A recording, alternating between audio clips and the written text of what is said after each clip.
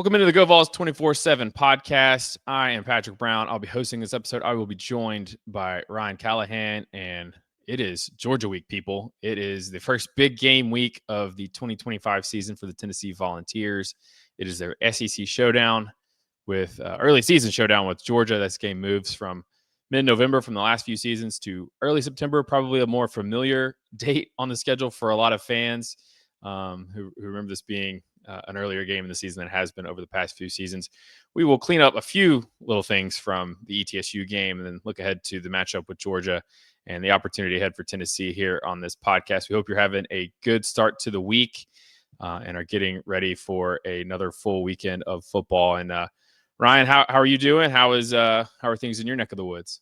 Yeah, doing well. And man, it's a beautiful day. It's already feels like fall.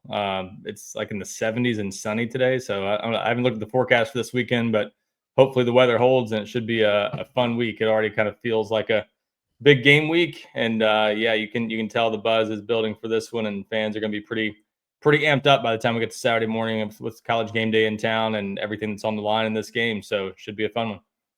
Yeah, you can always kind of tell when it's a big game kind of week. You just there's just different feel in the air.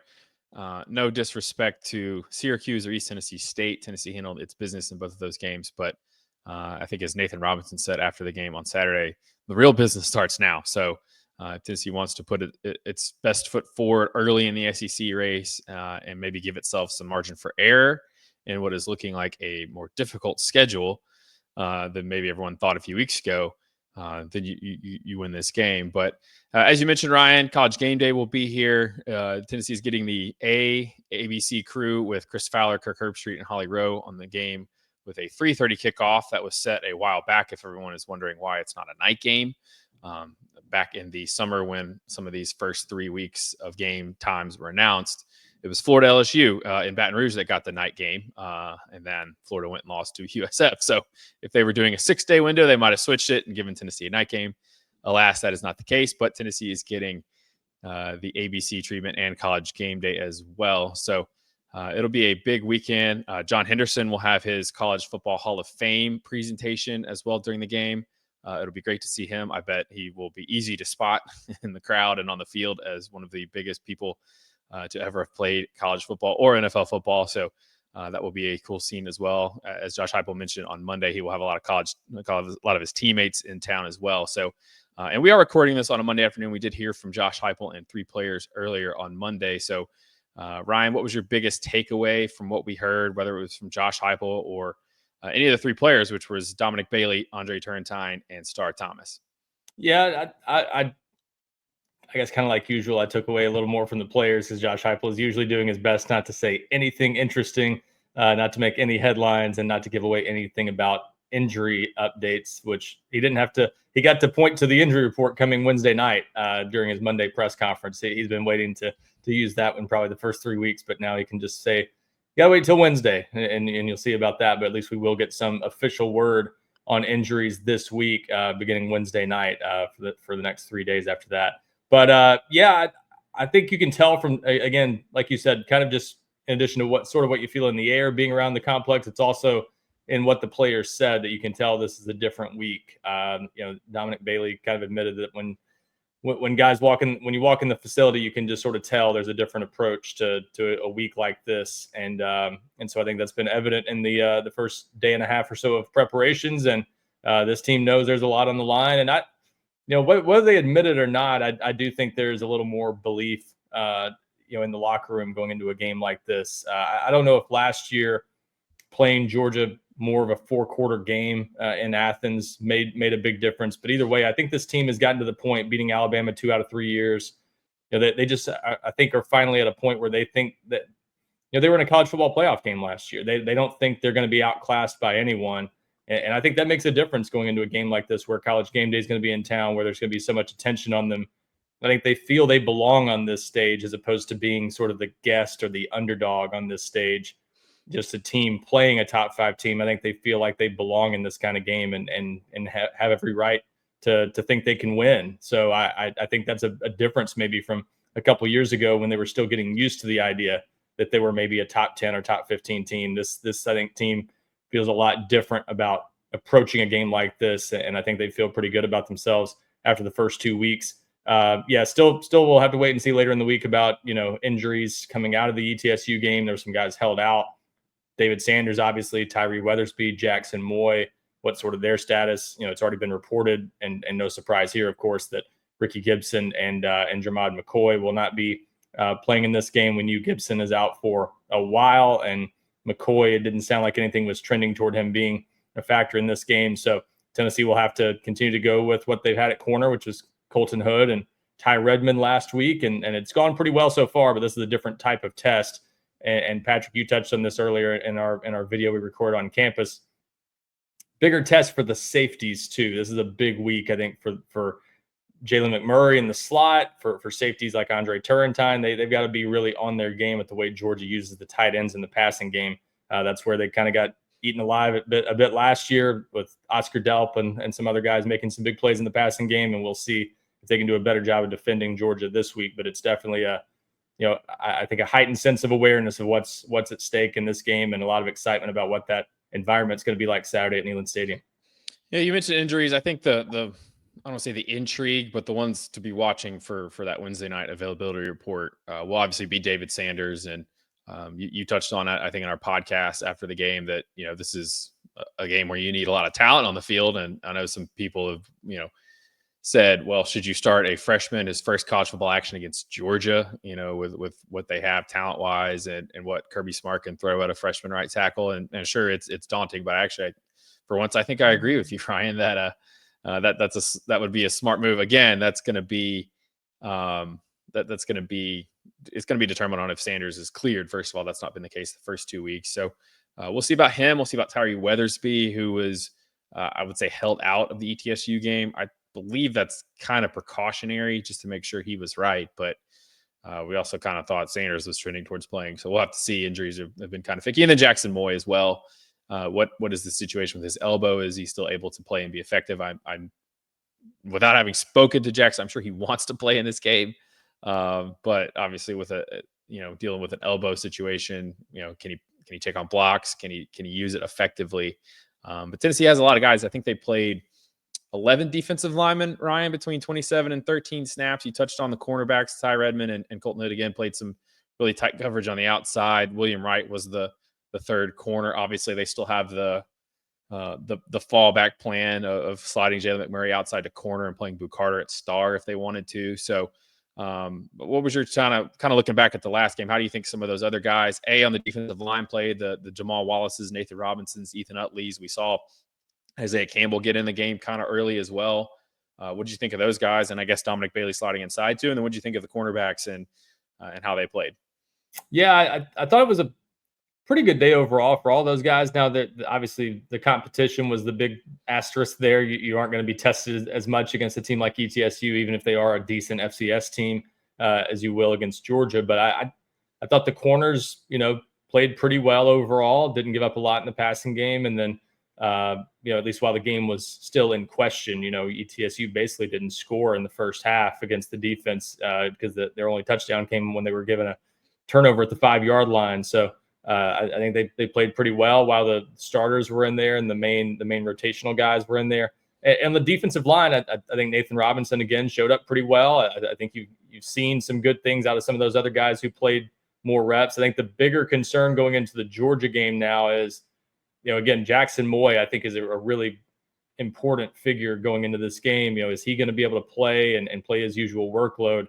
If he can, I think that makes a big difference for Tennessee, because I think the one concern you'd have going into a game like this is, are you going to have Dominic Bailey on the field too many snaps? Because he's been playing a lot early in games, and I think they would lean pretty heavily on him if Moy is out again. So you don't want to stretch him too thin, and at the same time, your rotation is probably not deep enough with guys that you really trust at defensive tackle to not use him pretty extensively. So if Moy were to be out, you need Tyree Weathersby back to absorb some of those snaps at defensive end and play well. You need Tyree West playing well. It's going to be all hands on deck if they don't have Moy. So I think that's an important guy to have in this game. It's obviously such a line of scrimmage game.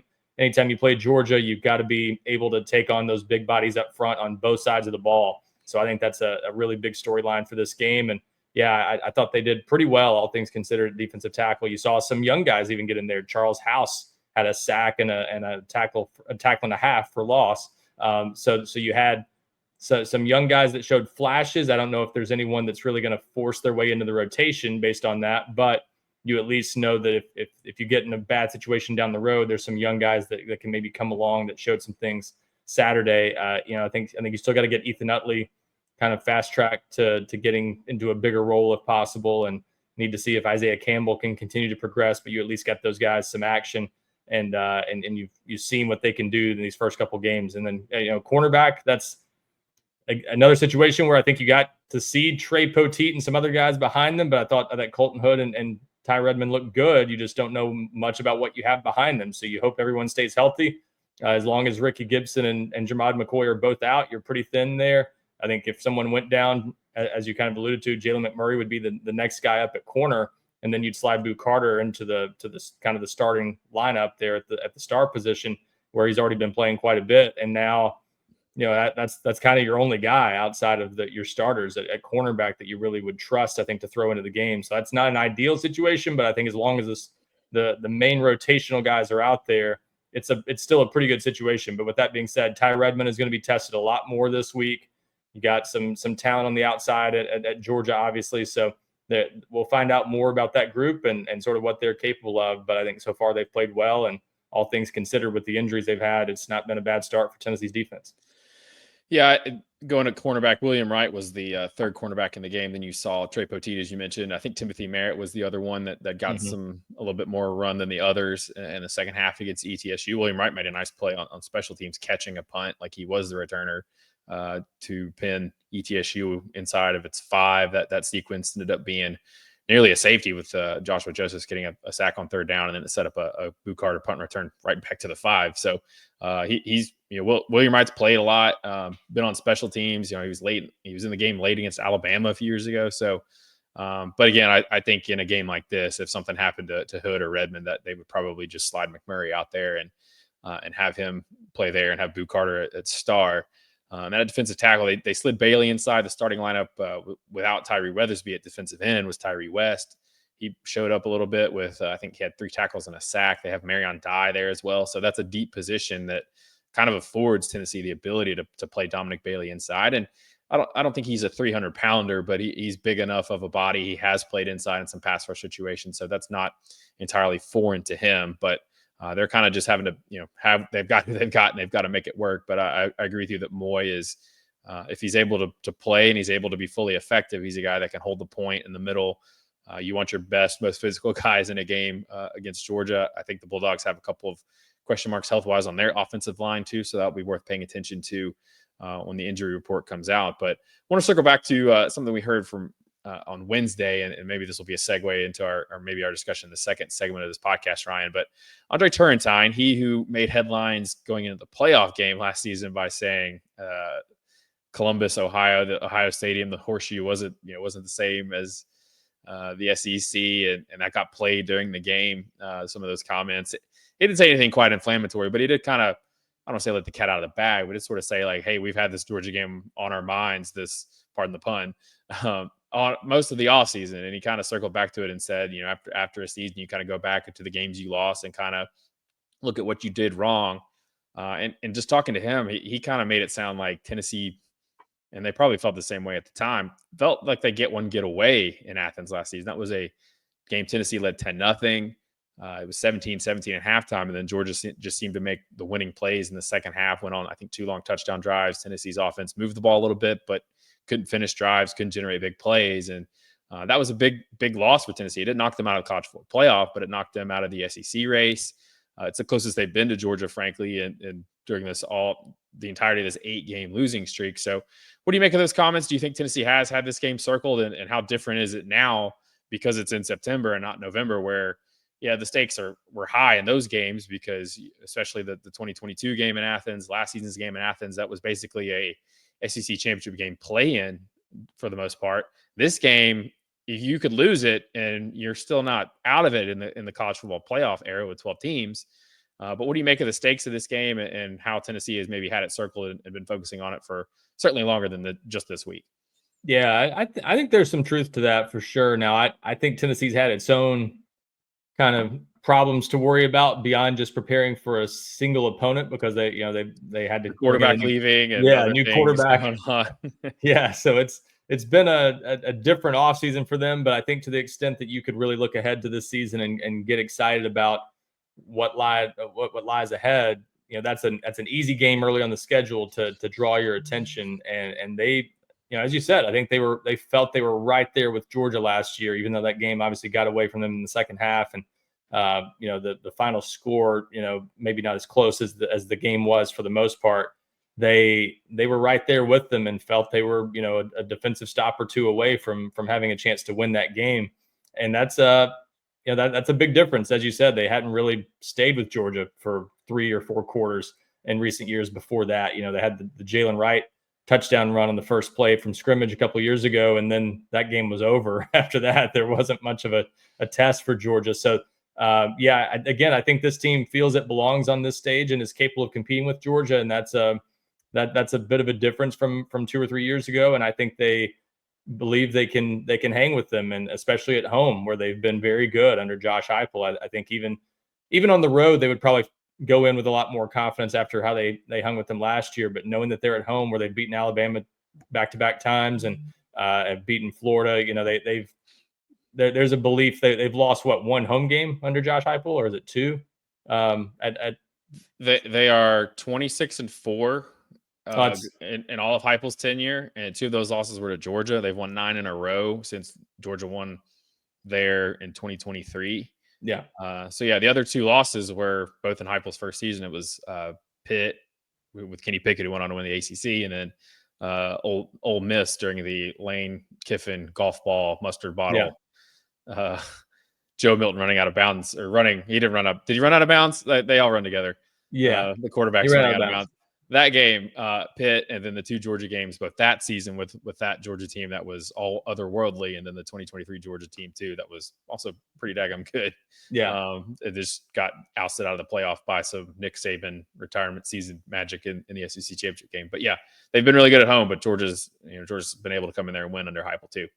Yeah, I forgot. I messed up the stat because I'm forgetting that first year when things were so different, and Tennessee did not have nearly the roster that it has now. But yeah, the run they've been on at home since 2022, they really have been good against everyone but Georgia at home the past 4 years. So they have reason to go into this game feeling pretty good about their chances. The other thing is I think they feel pretty good about their offense right now. I think Joey Aguilar getting off to the start that he's gotten off to, the running game looking good, the offensive line playing well.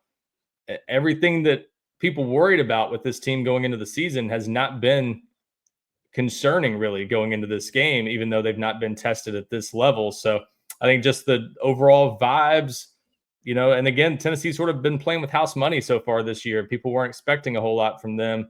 This is their chance to really show people they deserve to be in the playoff discussion again this year. So I think they do have a little bit of a maybe swagger to them going into this week that they haven't had in the past. And yeah, I think they have probably had this game circled on their calendars to the extent that any single game has gotten their attention. This one probably has, because again, they did feel that game in Athens sort of got away from them last year when they had a chance, and that they've got a team capable of going toe to toe with Georgia. And I think part of that is the understanding that Georgia might not be quite the juggernaut it was a couple years ago. It's still a very good team with a roster about as good as any in college football, but just with the transfer portal and NIL and everything, that advantage they had in personnel, I think, has been chipped away at the last 2 or 3 years, much like with Alabama. And Georgia's record's been better than Alabama's the last year or two, but it's not been a team that you can't beat at all the way they kind of were for a few years there. So I think there's a little more optimism going into this game, and I think that bodes well for Tennessee, a team that already had a good bit of belief in itself going into this season. You touched on the running game, Ryan. I think Star Thomas has been, I don't want to say revelation, but pretty good so far. He's led Tennessee in rushing in both games. He scored 4 touchdowns. He got in the end zone via a reception against Syracuse, scored 3 times on the ground last week. He talked Monday as well. And Josh Heupel said after the game, he was as different, as much changed, as much improved a player as Tennessee had from the end of the spring to the start of training camp. And you could see a day one difference in just how well he was carrying himself, his physical, his body. and I asked Thomas about being kind of the third guy because he's been coming in on the third series behind Deshaun Bishop and Peyton Lewis. And I didn't know if he was going to say something like, I'm just over there psyching myself up. I'm listening to music, anything like that. No, he's saying he's keeping an eye on the defense, and then he likes to get on the bike, go, maybe while the defense is out there before that third series. But he's done a good job as well. And Heupel talked about that a little bit Monday too, just how many hits they've had in the transfer portal. Obviously, Tennessee is not prioritizing the portal in its recruiting and roster building, but that only means that the guys you do take need to be hits, and they've had a lot of hits. And it seems like this class in particular, they got 2 starters on the offensive line with Sam Pendleton and Wendell Moy. Obviously, Joey Aguilar was sort of the spring pickup that they got. Colton Hood was, he probably under the radar because of all the quarterback stuff in the spring, but he's obviously been thrown in the mix right off the bat too. So they've done a good job recruiting the portal, and Star Thomas is part of that too. We will get more into talking about Georgia. What do we know about them? Do we know anything about them because they've played Marshall and Austin Peay? We will get into more of that discussion with an early look at the Bulldogs here after this break. Welcome back into the GoVols247 Podcast. I'm Patrick Brown here with Ryan Callahan. It is Monday of Georgia week. Before we get back into the discussion about this game and what it means for Tennessee, we would encourage you, first of all, actually, I should have said this right off the bat, but please keep Ben McKee in your thoughts and prayers this week as he goes through another intense round of cancer treatment. He definitely needs those that right now. So wish he was here with us. We were happy to see him on the podcast after the game the other night, and hopefully he'll be back on here soon. And hopefully you guys will hear from him soon. But please keep him and his family in your thoughts and prayers this week. On a much less important note, Ryan, it's our final day, Monday is, of our 60% off the site sale. What can you tell us about what fans can get if they act in the next 8 or so hours from when I'm recording this podcast? Yeah, definitely want to take advantage of this sale while you still can, just these final hours. But a bunch of people have already taken advantage of this sale. It's kind of an extension of our season kickoff sale that was our biggest sale of the year, but this one's still a very good one, 60% off, and not sure that we'll be running one quite at this level for a little while. So definitely take advantage of that. Lots of great coverage during a week like this. I think we get to fully use the 24/7 Sports Network to give everyone a great in-depth look at the opponent, and lots of good preview content throughout the week. Your X's and O's feature I mention all the time is one of our best things on the site. So definitely want to check that out this week, breaking down some of the top plays from last week's game. And recruiting, huge weekend for Tennessee in recruiting. So lots of stuff to keep track of this week with a ton of visitors expected in for the really the marquee game on Tennessee's schedule. So 60% off until tonight at 11:59 Eastern time, I guess. And so just a few more hours to take advantage of that, and definitely want to do that if you were not already a member of GoVols247.com. Yes, we will have some crossover content, I guess you can call it, with Jordan Hill on our Georgia site. If you've heard Jordan talk, he's like the perfect guy to cover Georgia football. It sounds like he was made to cover the Bulldogs. Oh, I think he went to Auburn. So anyways, he does a good job over there. We will have him. I know I'll be on their podcast at some point this week. We will do our question or Q&A swap that he'll give us some insight on the Bulldogs. And frankly, we probably need some insight because Georgia has played Marshall and Austin Peay so far. Yeah. I didn't really see much what happened against Marshall. I think that was pretty Marshall was pretty good last season, but their coach left, went to Southern Miss, and I think he took most of the roster. So I think that was a pretty easy win. I think 45-7 for the Bulldogs. Got a little interesting last week with Austin Peay. It was just a 28-6 final. And you kind of have to put an asterisk by some of these games, some of these FCS weather delay games, because they can be sort of wonky. I think we've seen that. Wasn't it Austin Peay a few years ago that Tennessee played where they couldn't run out of the tee because of weather? And then they came out and kind of stunk up the place. They moved the Georgia-Austin Peay kickoff up an hour to try to beat the weather, and I think they still ended up having a 2-hour delay. But at one point, Ryan, Austin Peay was on the goal line down 21-6, like in the fourth quarter. Now, Austin Peay went and smoked Middle Tennessee State and Derek Mason in the opener, so that might be a pretty good FCS team. But still, it's an FCS team going against Georgia. You would not expect it to be almost a one-score game, even in the second half, much less the start of the fourth quarter. You compare that with what Tennessee did, where it was 48-7 at halftime.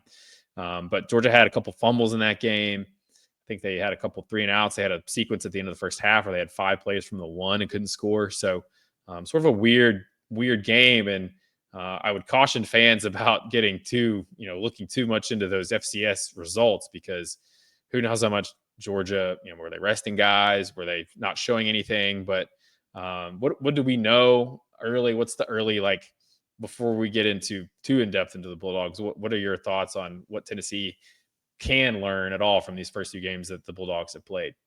Yeah, that's the tricky part, is you don't know how much they're sort of holding back, how much they're experimenting with some new guys, things like that. But obviously Georgia last year, they were a good team. They, college football playoff team, and had a On chance the to. SEC, yeah. So yeah, had a chance to do some big things, and just didn't quite reach that national championship level. But at the same time, they did that while not having a tremendous run game, ranked in the below 100 nationally, I think, in rushing offense. They were really not the team that we're accustomed to seeing, that's sort of built around the run game and the play action game.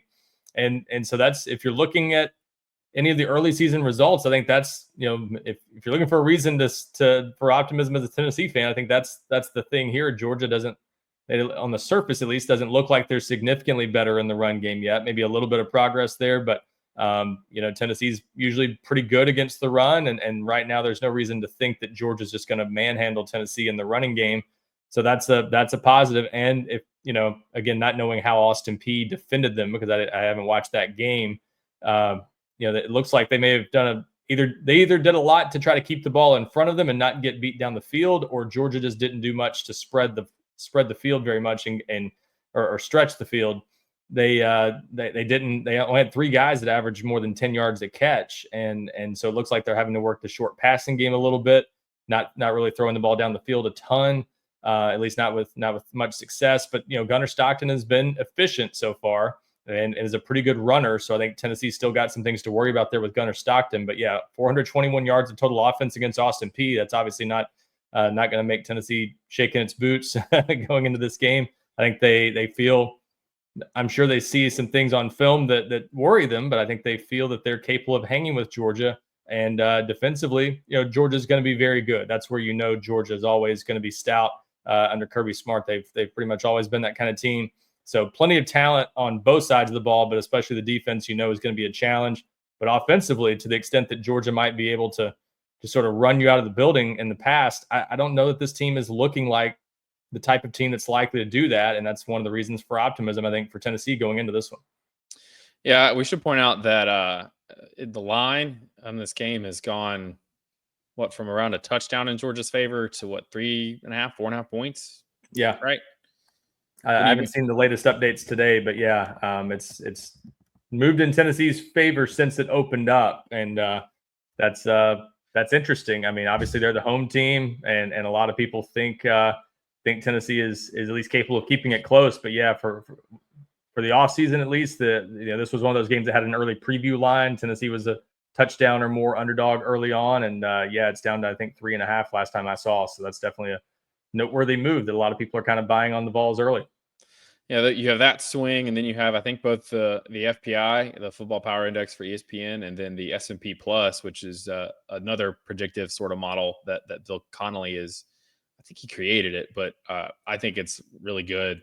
Both those have actually, I think, shifted in Tennessee's favor, saying that Tennessee has a slightly better than 50% chance to win the game. I think the projected score on S&P Plus was 25-24. And I'm just wondering, like, does Kirby Smart have those plastered like all over the building? Like, this is a guy that was claiming people were saying they were 7-5. No one said that actually. So No. is this the vintage Nick Saban Alabama, where even the slightest slight is used and they come out and dominate it? And we should point out, you made a kind of a point to Georgia not being vintage Georgia. You go to the 21, 22, 23 seasons. I think they were 42-2. The only teams that beat them were Alabama. They won 2 national titles. Probably would have won the third had they gotten into the playoff, given that they beat Florida State by 60 and sent that program into a funk for a year. And then they come out last season and they have a quote unquote down year by their standards, losing 3 games. But even last season, they, this is sort of why I would caution Tennessee fans a little bit. It's like, they lost to Alabama, right? And then they were going to Texas, and a lot of people were kind of writing them off, saying, I don't know if there was all the eulogies about the dynasty or anything like that, but A lot of people had them losing at Texas. They got there and kind of dominated Texas really in that game.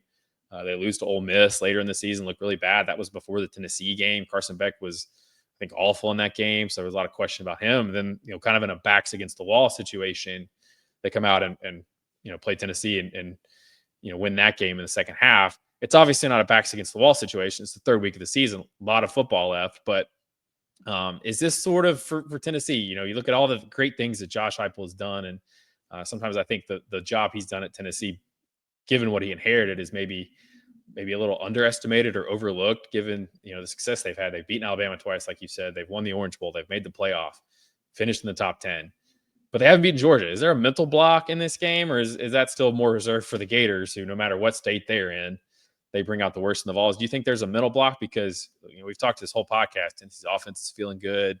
Georgia's offense has looked a little shaky, but can Tennessee go out there and actually win in the trenches? Can they win on the outside? Can they score more than 17 points against Kirby Smart? Is there a mental block for this game, do you think, for Tennessee that they've got to get over? Or do you think it's just more about the Jimmies and the Joes and making plays on Saturday? Yeah, I think it's hard to say that it would be a mental block when on paper you would have to say Georgia's had the upper hand, and so that makes it hard to decipher the difference there. Where does the advantage in the Jimmies and Joes end, and where does the advantage in the mental game maybe begin? But I do think Tennessee. I would lean toward them not having a mental block in this game based on the way they played in Athens last year. The fact that they went out and took an early lead, the fact that they were right in that game until the fourth quarter, really. They didn't look outclassed by Georgia last year, and that's a big step in the right direction. But still, I think everyone would agree Georgia probably still has the more talented roster right now. So that's where I would lean toward it not being a mental block. But I do think they, to that point, the reason Georgia is such a tough matchup for Tennessee is the key, and we've seen this with them and Ohio State and Alabama in particular at times over the years, although Alabama not so much the last 3 years. Georgia is the one team in particular, and maybe Ohio State, that have really had the people up front necessary to win one-on-one matchups with Tennessee and not make the space they create in the run game a major advantage for Tennessee. When you can put 5 guys in the box and still stop the run against Tennessee, you've got a great chance to slow down their offense. And that's kind of what Georgia's able to do a lot of times. So has Tennessee gotten to the point up front now, and this is where I think the offensive line may be the story of this game until further notice, have they gotten to the point now with that offensive line that's played well the first 2 weeks, even without David Sanders, and whether Sanders plays the big story in this game too, have they gotten to the point where they can now win those matchups up front if Georgia leaves 5 men in the box and not let Georgia win with a lighter box essentially than a lot of teams can afford to get by with against Tennessee? Some teams have to devote that 6th man to sort of stopping the run when the run game really gets going, and that creates more favorable numbers in the passing game. So that's a big story here. Can Tennessee make them pay if they try to win with a light box? But Georgia's defensive line has always been good. Their linebackers have always been good. That's the challenge here. But I think Tennessee's at least made progress in that area, and so that's why I would give them a little more of a chance in this game, especially being at home. If their offensive line can take advantage of whatever opportunities Georgia gives them up front, they've got at least a chance to score more than 17 and make things really interesting. But again, as you said, if you can't score more than 17, it's hard to beat any team of Georgia's caliber, and that's, until further notice, that's the challenge for Tennessee in this game. You've got to be able to run the ball more consistently and just make something happen offensively, because Georgia has, even with that big run by Jalen Wright a couple of years ago, they didn't do much after that. They've kind of shut down Tennessee pretty effectively, and so that's where I think the difference has been. It's not been the mental edge so much; it's been Georgia being able to win the line of scrimmage, and mostly on the defensive side, Georgia's defense has just been tough to beat. Yeah, that's the big thing. That they're able to control the box with just 5 and 6 guys, so they could sit 2 safeties. They can play aggressive on the outside. And Tennessee's receivers haven't made enough plays in this game either, and that's down to Georgia's talent, but also just the aggressive style and aggressiveness that they played with. Remember that game last season? Tennessee moved the ball early, and then I think Kirby just said, "To hell with it, we're going to blitz a lot." They threw a lot at Nico and got some pressures, and Tennessee attempted some downfield passes. They had, and I think Dante Thornton had a drop at one point, and just some plays that were there to be made weren't made. And you could even go back to, every game in this matchup, Tennessee will, there's some shots down the field. I think about the game in 2022. There's an early throw with Jalen Hyatt where he's got a step and they just missed. How different is that game if they connect there and score early in that one? So that's where Tennessee has got to win this game on offense. They've got to win it in the trenches, and they've got to win it on the outside as well. And then I flip it on the other side and say, Georgia's offensive line has been good enough to neutralize arguably Tennessee's best strength on defense, and that's the defensive line. You mentioned Ohio State; they were able to do that as well. And when teams have been able to do that, they've sort of, it kind of knocks Tennessee's defense down a couple notches. Maybe they're better now. Certainly, even without Jermon McCoy and Ricky Gibson, I think Tennessee feels pretty good about their corners, but that's still, this is going to be a game where the margins are going to be so thin that this thing is going to be decided by just a few games or just a few plays. So, Ryan, any final thoughts as we get out here?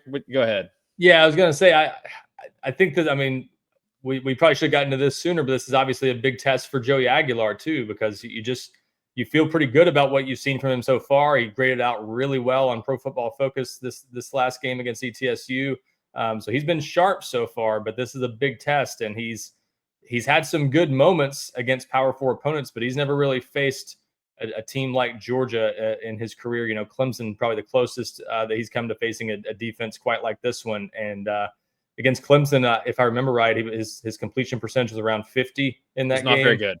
Yeah, it's not very good.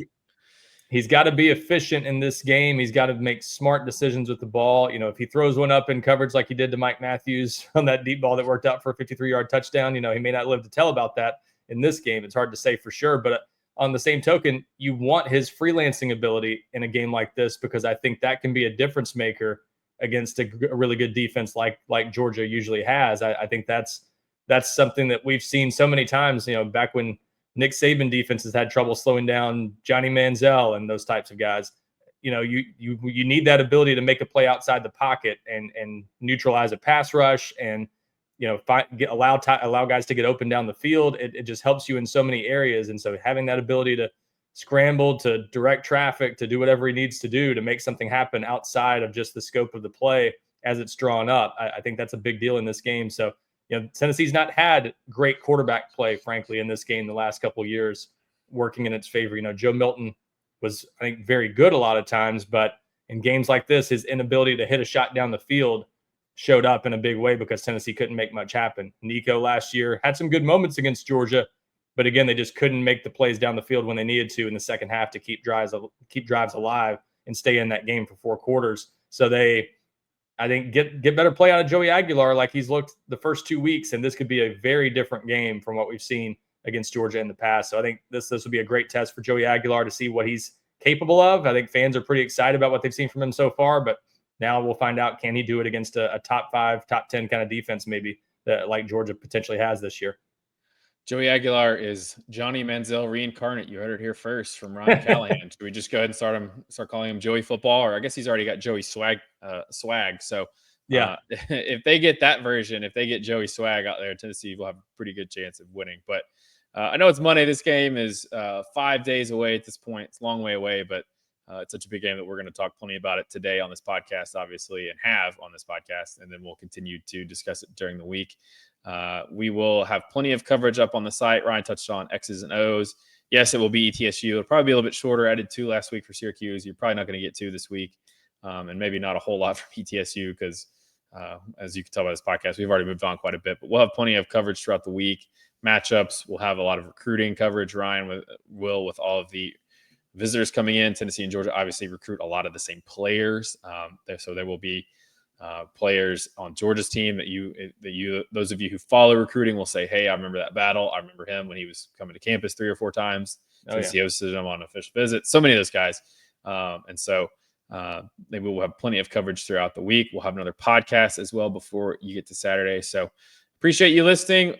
Again, if you're not subscribed to the site and are just listening to the podcast for free, we appreciate you. At least give us a like and a rating and a review. Or subscribe wherever you get your podcast. We're on YouTube as well. This will be the video form of this will be on YouTube. Hopefully, unless I botched the StreamYard download process, which is entirely possible. It's kind of my first time doing this, so we'll see how it goes. But we appreciate you guys listening, watching. We'll have more throughout the week. For Ryan Callahan, I'm Patrick Brown, signing off for this episode of the GoVols247 Podcast.